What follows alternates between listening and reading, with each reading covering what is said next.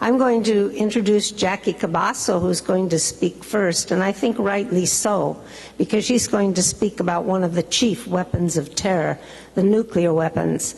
And Jackie Cabasso, as I trust many of you know her, is probably the founder of the Western States Legal Foundation, which is one of the most thoughtful and best of the many organizations working against nuclear weapons. And Jackie has just come from organizing Hiroshima Nagasaki Week across the country. I mean, individual communities organize, of course, but in coordinating, doing the publicity, and particularly those that were highlighting the role of Bechtel. I'm sure she'll tell you about this, but Bechtel has become, strangely enough, this builder of pipelines and sewage systems, the largest corporation involved in the whole nuclear weapons, nuclear power, nuclear waste industry. So you have a real expert here. I've heard her speak at the UN several times to the gathered delegates. So Jackie Cabasso. Thank you, Carol. Now, I have the sound turned off, but I'm going to try to use the stopwatch feature. I also want to thank Veterans for Peace for inviting me, and I want to tell you that I'm lucky enough to serve on the National Steering Committee of United for Peace and Justice, the largest anti-war coalition in the country, with your own wonderful Executive Director, Michael McPherson, who invited me to be here today. So it's a great honor. I'm just going to start off with something to set the context very broadly. While I was preparing things this morning, I came across a very interesting, sobering fact. According to the U.S. Navy's Naval Historical Center records, the U.S. has sent soldiers to intervene in foreign countries more than 240 times in its 230-year history. As of 2006, there are 192 member states in the UN, and over the past 200 years, the U.S. has attacked, invaded, policed, overthrown, or occupied 62 of them. So I think I want to be clear that I am talking about nuclear weapons in the context of U.S. empire. Now, the title of this workshop is Eliminating Weapons of Terror from U.S. Foreign Policy. What I'm going to talk about is the role of nuclear weapons in U.S. foreign and military policy, and how the abolition of nuclear weapons must be part of any strategy for moving beyond war, which is the purpose of this conference overall. And I'm going to talk about two broad themes which are interrelated. One is the historical continuity of U.S. nuclear weapons programs and policies from the Manhattan Project to the present. And the other is the urgent need to bring nuclear disarmament home to the peace and justice movement. Indeed, I think it can be argued that nuclear weapons have become the #1 justification for wars by the United States and possibly by Israel. There's a strong relationship between nuclear weapons and conventional force structures, and I think that actually it can be argued that abolishing nuclear weapons is an essential and inseparable element of ending and abolishing wars. So I think it's appropriate to start with remembering that just this past week we commemorated the 61st anniversaries of the U.S. atomic bombings of Hiroshima and Nagasaki.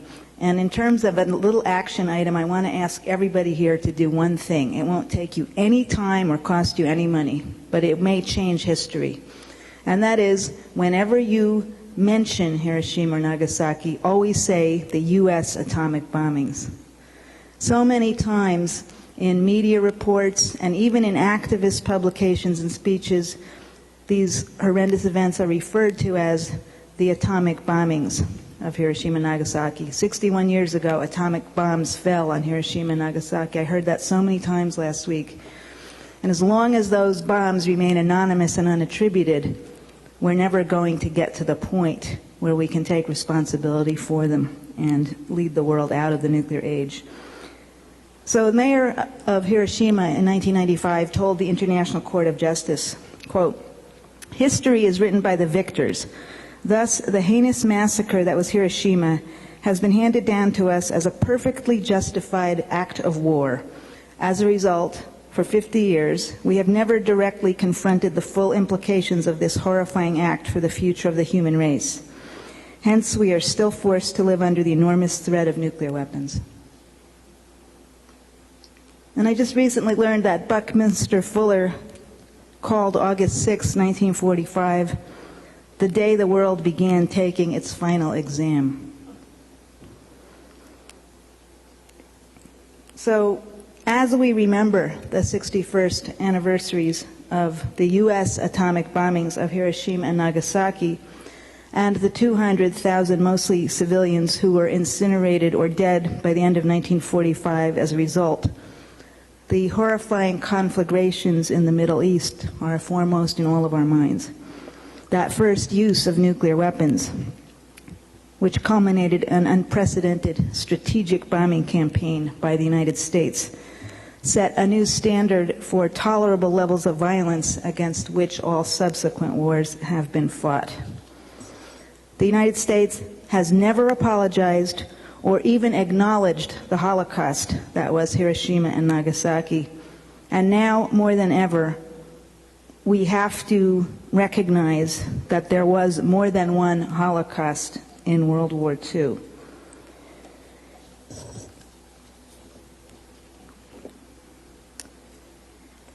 What we are facing today, what we have seen emerge fully blown under the Bush administration, is the doctrine of preventive war, actually carried out against Iraq on the pretext, the false pretext, that Iraq had a nuclear weapons program. President Bush told the world that we cannot wait for the smoking gun in the form of a mushroom cloud on the horizon. But what he didn't say was that the mushroom cloud was more likely to come from the United States than from Iraq. In fact, the United States had drawn up contingency plans for battlefield use of nuclear weapons in Iraq, as they have done with Iran. But what many people don't realize, many good people, even many peace activists, is that these policies did not emerge fully blown under the Bush administration. They are the result of a continuum of programs and policies, really, which could be called the national security state, driven by the entrenched military-industrial complex, which began in 1945, or really in 1942 with the Manhattan Project. But in 1945, when President Harry Truman, a Democrat, ordered the atomic bombings of Hiroshima and Nagasaki.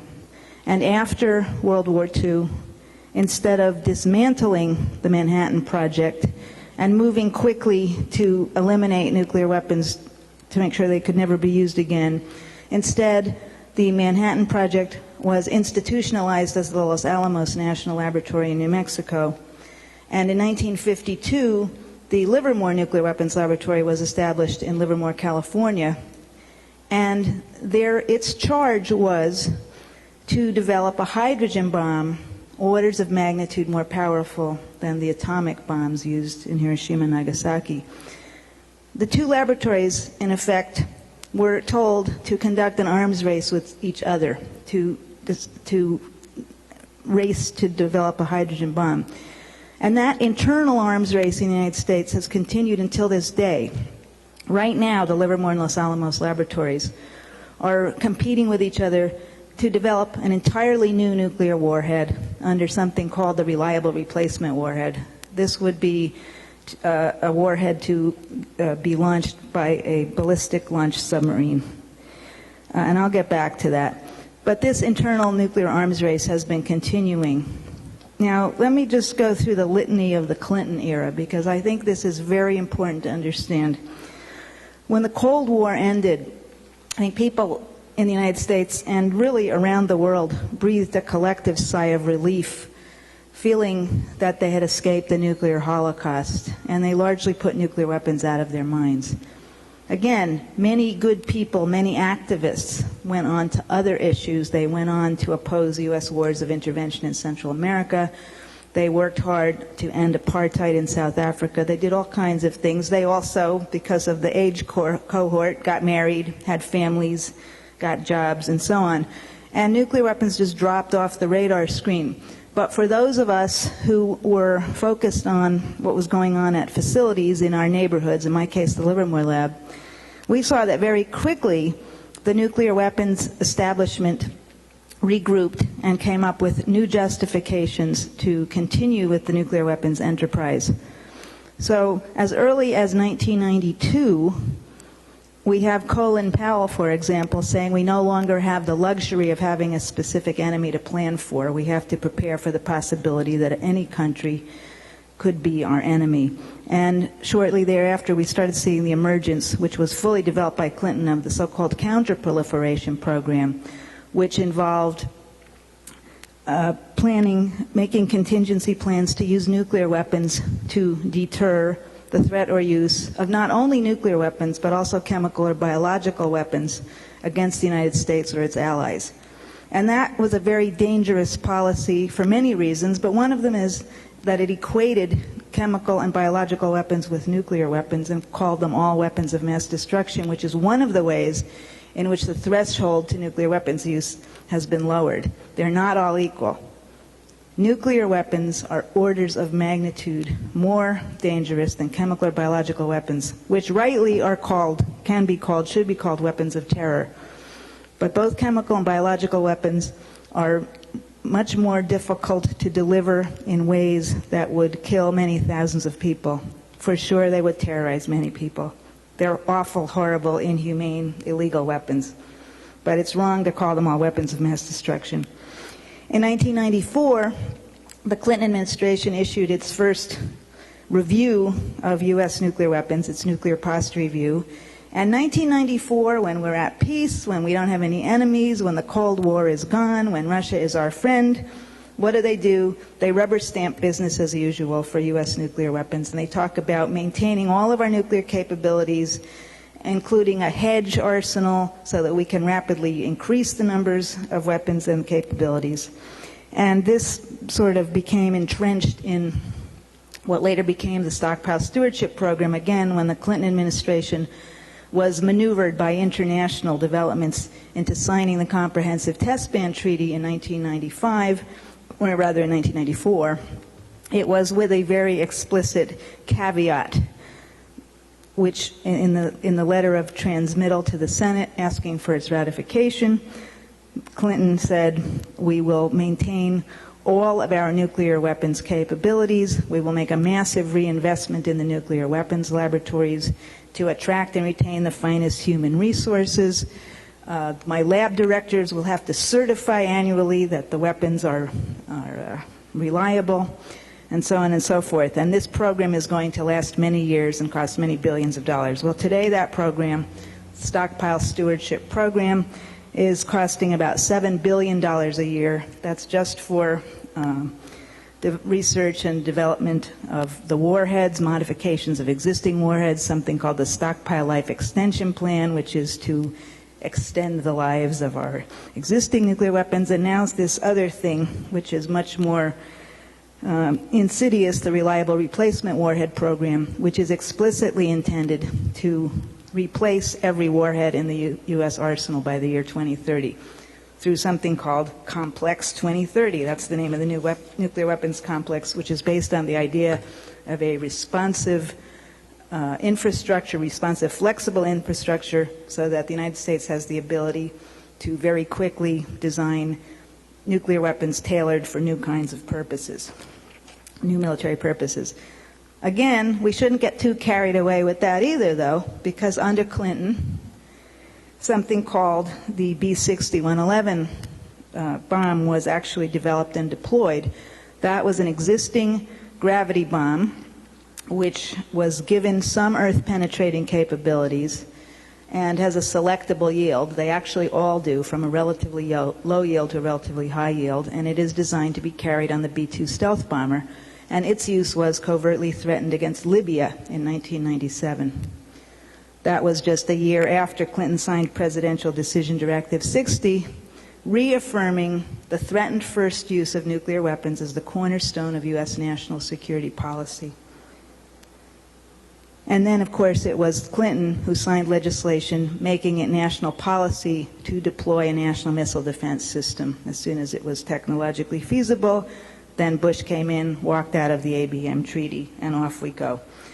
So what I'm trying to say, to show you here, is that we have a continuum, and that just getting rid of the Bush administration, just getting a Democrat in the White House, I'm sorry to say, especially if it's a Democrat who's closely associated with the former president, is not going to address this problem in any meaningful way.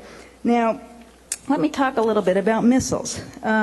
Well, let me talk a little bit about what happened in the 1990s when people forgot about nuclear weapons. Nuclear weapons generally became relegated increasingly to a very small policy elite circle in Washington, D.C., who were concerned with arms control rather than elimination of nuclear weapons. And their focus got narrower and narrower and narrower. And I'm sorry to say that that approach was very much supported by most of the funders, the funding community. And so independent groups like ours, who are not focused on Washington, D.C., who have been important pipelines for information about what's really going on. Is that my second or my first? Okay, thank you. Have been really marginalized and struggling for survival, while those who've been well-funded have focused only on the United States from a very D.C. centric way. They have focused very narrowly on warheads, and even more narrowly on particular weapons systems. They haven't talked about delivery systems at all, and they're not necessarily anti-war when you come right down to it. In the last couple of years, you may have been aware of a campaign against the so-called robust nuclear earth penetrator, which was a nuclear weapon under design, a very high-yield nuclear weapon designed to burrow deeply into the earth before exploding. Well, the funds for that were cut mostly over the last 2 years.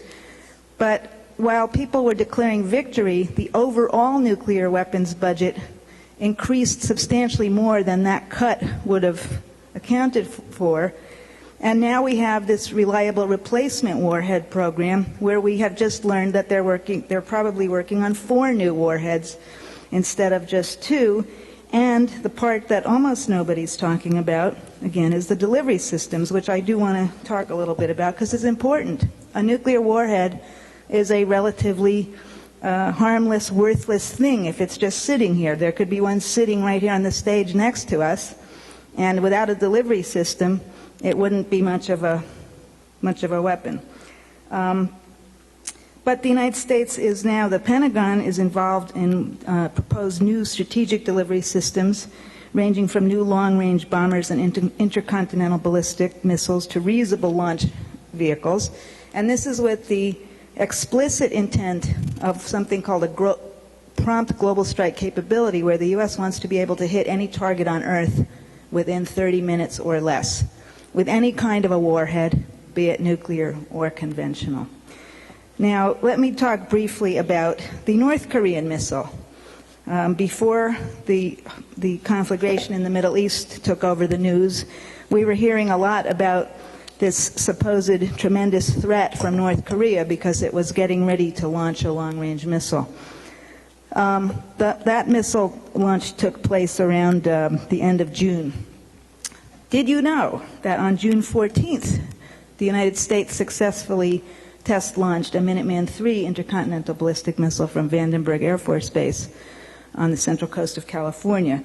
Then it launched another one on July 20th. These were carrying 3 dummy warheads.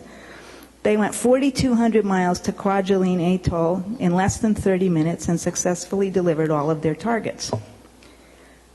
There have been 23 of these tests from Vandenberg just since January of 2000. The Minuteman III happens to be actively deployed in Montana, North Dakota, Wyoming, Colorado, and Nebraska. There are 500 of them actively deployed there. Each one carries a single warhead with a yield either 10 or 20 times more powerful than the bomb that destroyed Hiroshima. So who is threatening whom? More shocking than the fact that these tests are going on and the Americans are unaware of it, although I assure you the North Koreans are not unaware of it. A few days before the North Korean test, an op-ed appeared in the Washington Post by William Perry, who was Clinton's Secretary of Defense, and Ashton Carter, his undersecretary. And they were calling upon the U.S. to preemptively destroy the North Korean missile, even at the risk of igniting a regional war. These same two individuals under the Clinton administration had drawn up a very similar plan in 1993, which was almost carried out. Clinton was, in fact, very close to preemptively destroying North Korea's nuclear reactors in 1993 and was talked out of it by the South Korean Prime Minister. So again, this policy of preemptive strike can be traced back in part to the Clinton administration. Let me talk a little bit about Iran, which is a very serious situation now. Seymour Hersh documented in The New Yorker that there was in fact active planning underway in the Pentagon for the potential use of U.S. nuclear weapons against Iran's underground facilities. He subsequently reported that there were people high up in the military who were so alarmed about this that they were threatening to resign. And in a later story says that the option was taken off the table, at least for the time being, which should not reassure us too much, because these options can be put on and taken off the table rather easily. It appears that the United States and Israel have drawn a line in the sand with Iran, where they have decided that they're not going to allow Iran to attain the capability to enrich uranium for its civilian nuclear power program, even though Iran has a right to do so under the Nuclear Non-Proliferation Treaty, and even though the International Atomic Energy Agency has found no evidence of an Iranian nuclear weapons program or of any diversion of materials for nuclear weapons. And I think it's useful to read out a list of other countries that have uranium enrichment capability and realize how selectively we are being forced to look at Iran. Canada, Argentina, Brazil, France, the Netherlands, Germany, Sweden, Britain, Russia, China, India, Japan, Australia, and Kazakhstan. All of those countries have sophisticated uranium enrichment capabilities, but you don't hear us threatening to use nuclear weapons against them. So, we are often called, people who are calling for the global abolition of nuclear weapons, starting with our own here, are often accused of being unrealistic. We are called idealists and so on. But I want to close by making the case that we are extremely realistic. The only practical way to prevent the use of a nuclear weapon is to get rid of nuclear weapons. And we now have the backing from a rather establishment source.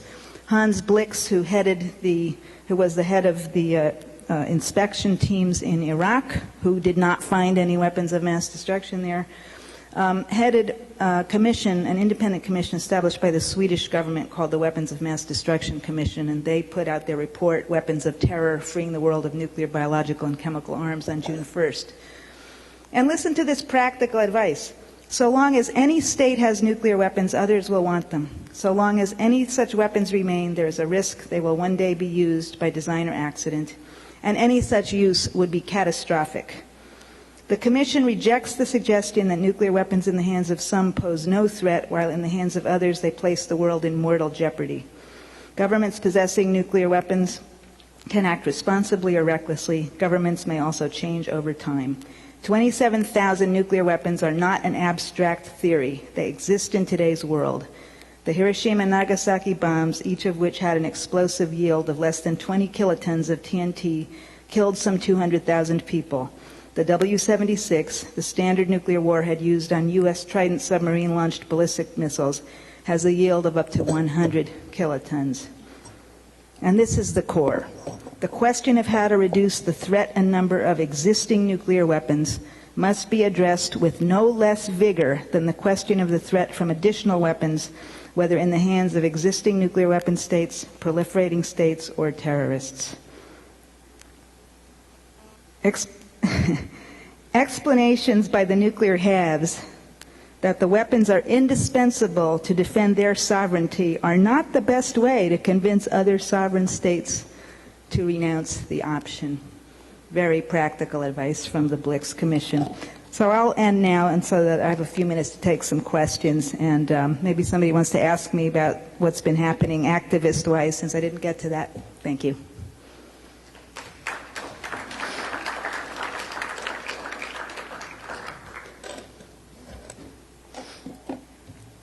Well, I think that was the point, the central point of the Blix Commission that I was reading, but I'll just close this session by saying that if the most powerful military force that has ever existed in the history of the planet, namely the United States, reserves for itself and insists that it needs to rely on the threatened first use of nuclear weapons to ensure its national security, then we should not be surprised to see other countries follow suit.